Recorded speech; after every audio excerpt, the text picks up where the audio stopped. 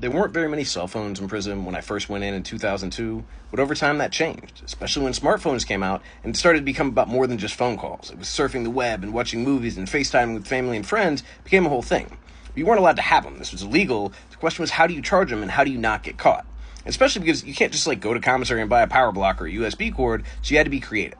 So back then, we used to have these adjustable adapters. You could put it on 1.53, 4.56, whatever, however many volts, and you could adjust it. And what guys would generally do is would take a charging cord. When they got the phone smuggled in, they would get the cord, and they would splice it onto there, but in a way that they could pull it on and off. So it would basically have a connector, so that way it looked like it was just the adjustable adapter. When they needed to charge their phone, they would snap that little piece on, charge it, and then take it off so there was no evidence.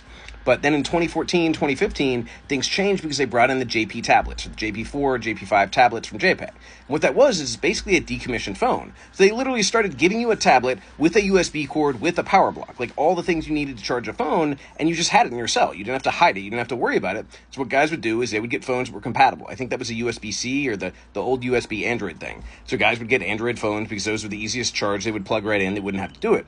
Or I know one guy, he had a phone and he had this problem because he had the phone, but the cord broke. And then when the cord broke, I think it was an iPhone or whatever it wasn't adapted or it wasn't adjustable to the other things. So we had this phone in prison that was completely useless and it was dangerous. You could get a street charge for it, but he had no way to charge it. So finally he had to find somebody to smuggle basically the piece in. Not even the whole cord, but just a little tip. Smuggle that in, and then he wired it up himself, and then he had a phone charger again.